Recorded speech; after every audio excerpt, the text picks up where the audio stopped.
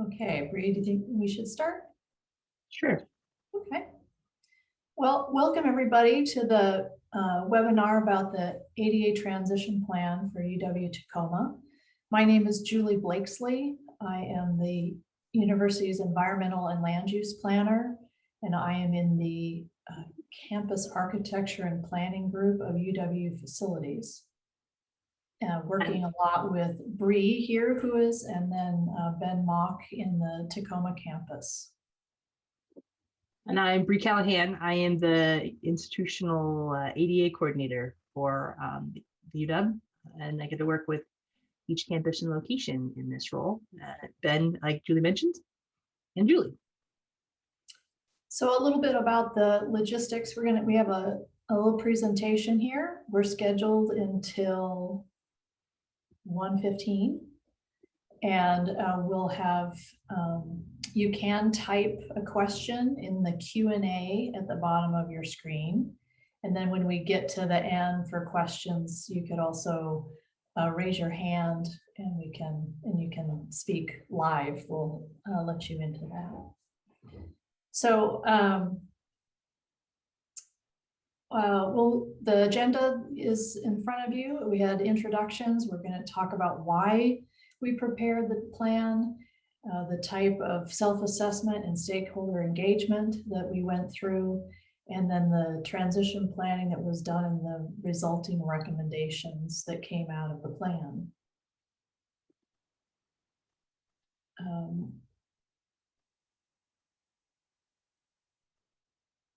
And this one's yours. Okay, so ADA transition plans originated out of the 1990 passage of the Americans with Disabilities Act. Transition means we transition from spaces that were not accessible to spaces that are accessible, and it was a requirement of the passage of the 1990 regulation to have a self-assessment and this transition plan. So that's the history of why they exist and how they connect to us as a higher education institution. The goal of the plan is to provide equal access to programs and services that we offer. And so how to know what barriers are and what we're going to do to fix them over time is what the plan will help us do.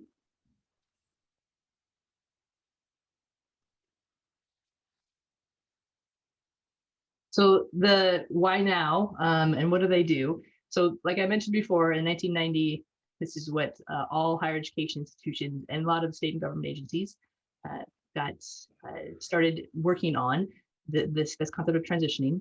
And the self-assessment was completed for Tacoma. The campus did not exist, so Seattle was, and medicine, UW Medicine was a part of that in 1990.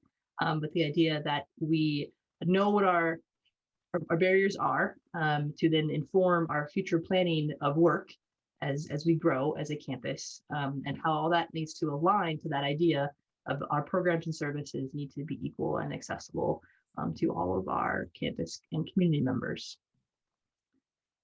So the Tacoma campus itself did not have an ADA transition plan, because when it was originally created, we were past 1990. So the idea was that we would build it as accessible as we could. So your transition plan now is just what do we know over time that we need to work on in future and inform your future planning process. So the big part of this initial phase was a self-evaluation. We'll allude a little bit to that, but we're going to dive into this a bit more in terms of we engage stakeholders on your campus in a variety of ways. We did a barrier removal assessment, or assessment of the barriers, so we can look at how to then remove them, and that led us into a prioritization process for how we will remove those and the unique elements for your campus at Tacoma. And then it's informing what we're going to do in terms of implementing that over a period of time. But this idea of a self-evaluation is a core part of designing the plan.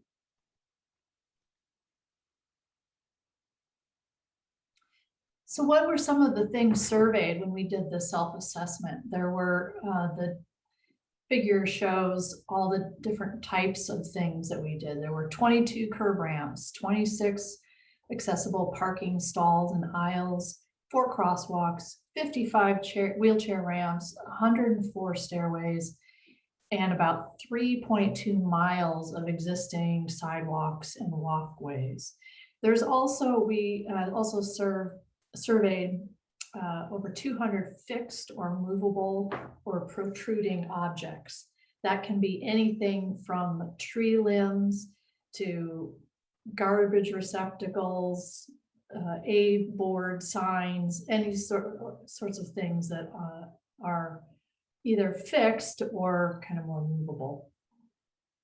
So we put all of that into a database, and they're all geo-referenced now, so that when we do maintenance work or projects, we can be removing those barriers.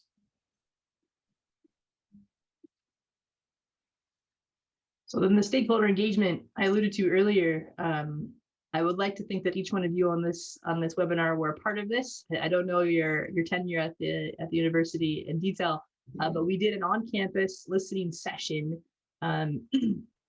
January 2020, and then we also had an online survey that was put out for a month between end of January and February 2020 to capture both folks who were on campus as well as who wanted to participate and share their thoughts in text form or online form.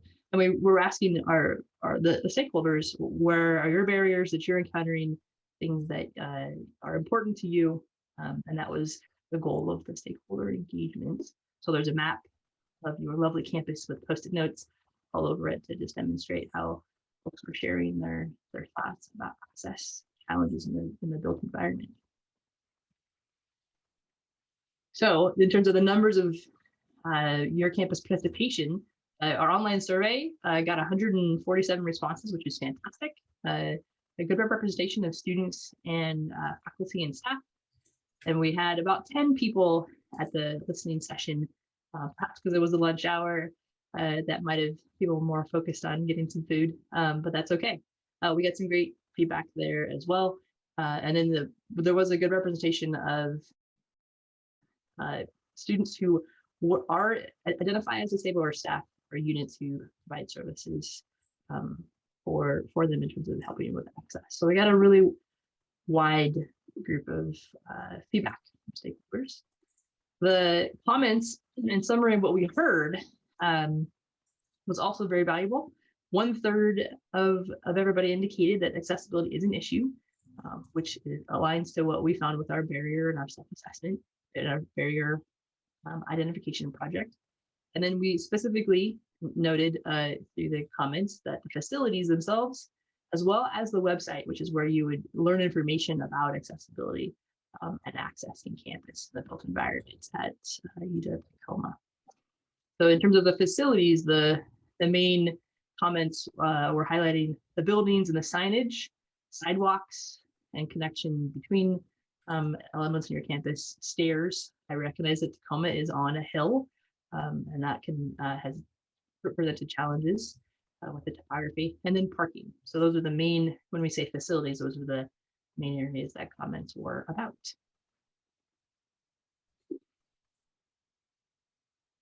I'm going to finish this up. Yeah. Okay. So after we named all the areas of facilities, we wanted stakeholders to rank their priorities in terms of how they are navigating campus or access improvements or removal of barrier priorities. So overall, the buildings and signs were the number one, along with walkways and stairs and parking, which all makes sense given the campus. And in fact, when I was number 4, just because of the three-way tie, was transit, connections from transit to campus.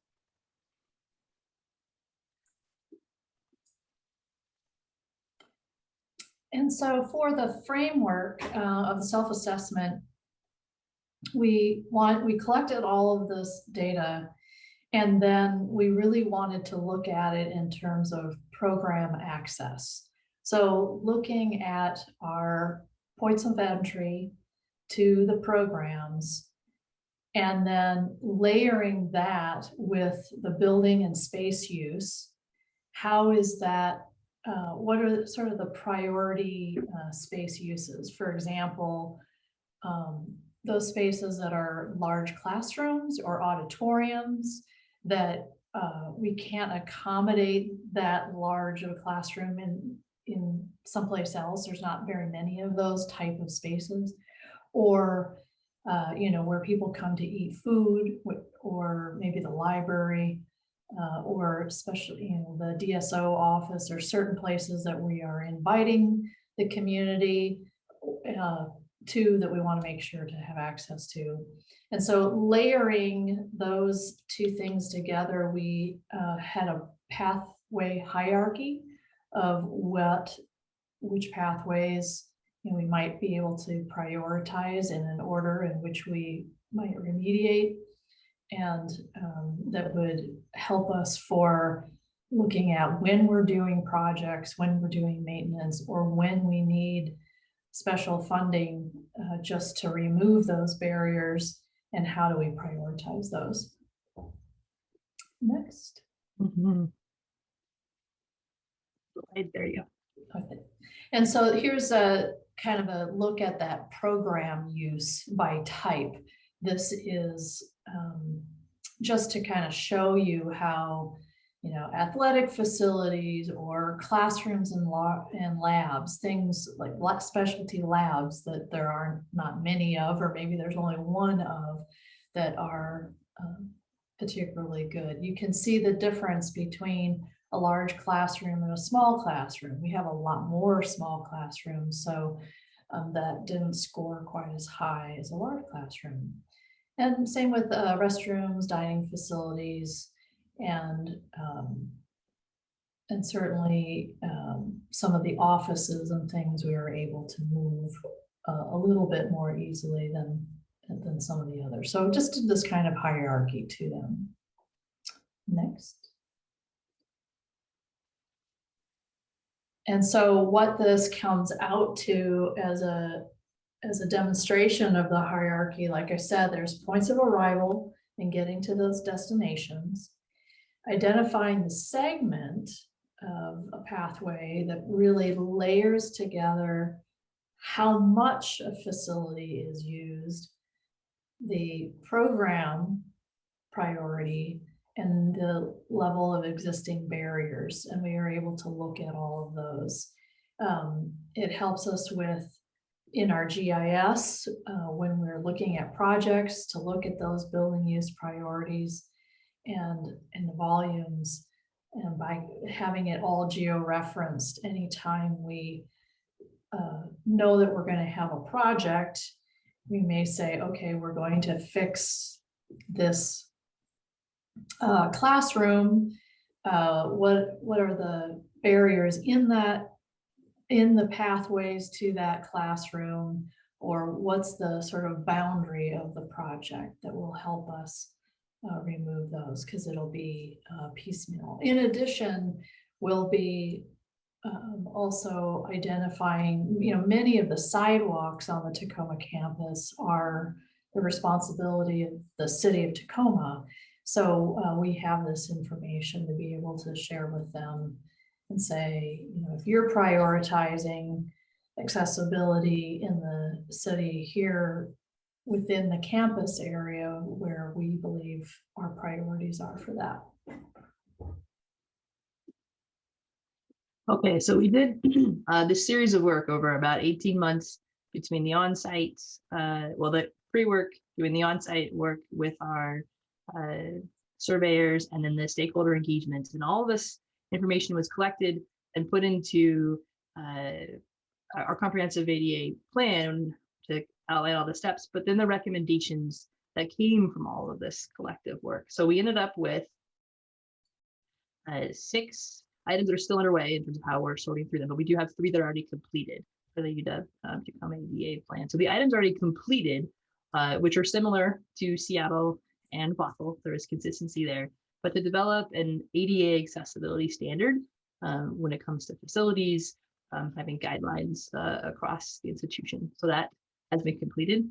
We have updated an existing barrier reporting process, which is something that I definitely want you all to, if you walk away with something important today, that's the one thing that you can act upon as a community member anytime. So this barrier to access reporting tool, if you encounter a barrier, or if you know somebody, a peer or somebody else who's encountering a barrier, please report it so we can include it in the system and work on it. So this tool has been expanded, and promotion of it is a part of this ongoing plan.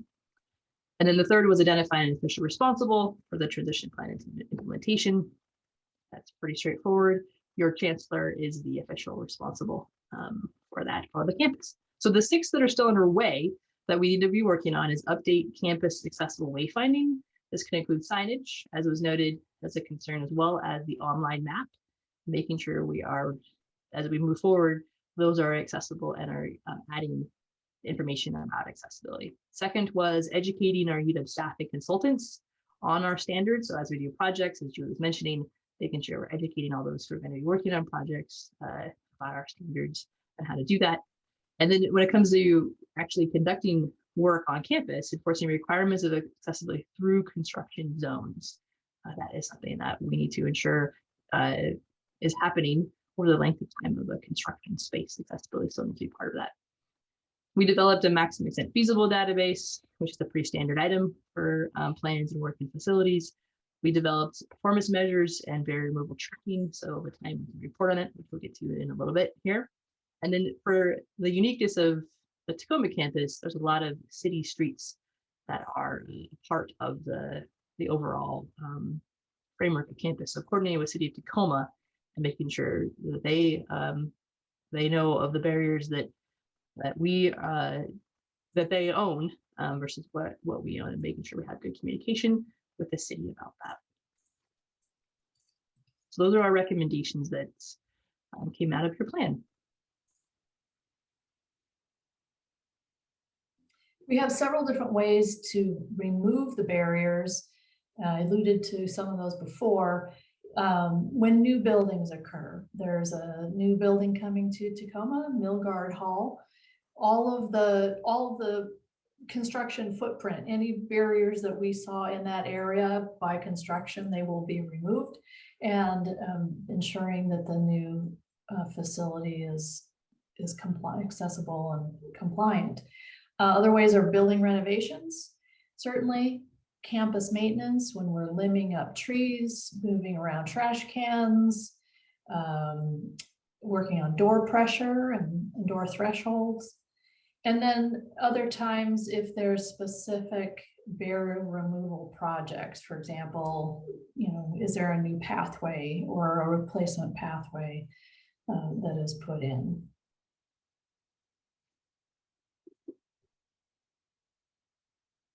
All right, so reportings, I mentioned that a little bit ago, so I want to flesh that out a little bit. So what we do with the ADA transition plan with our recommendations is have a plan for what we're going to report on that we have implemented or removed over a series of time.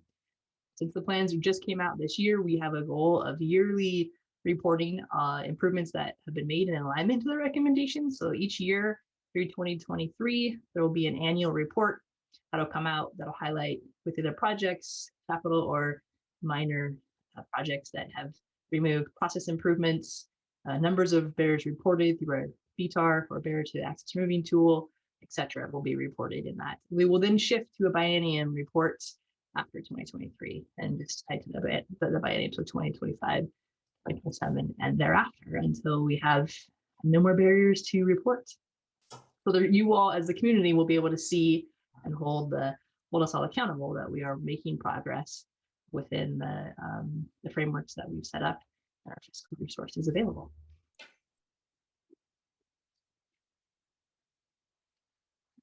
And where can this be found? Probably the easiest place to look at the Office of the ADA Coordinator, and you'll be able to see the transition plans for each of the 3 campuses.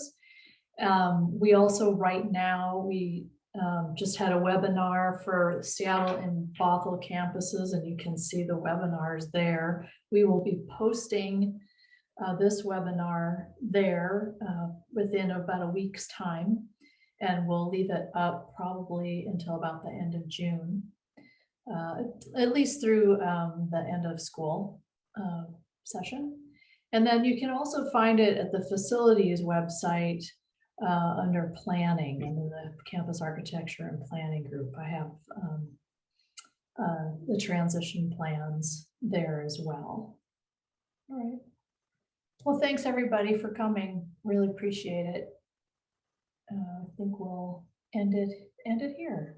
I think we're past the 7-second rule for any more raising of hands or chats. So thanks a lot.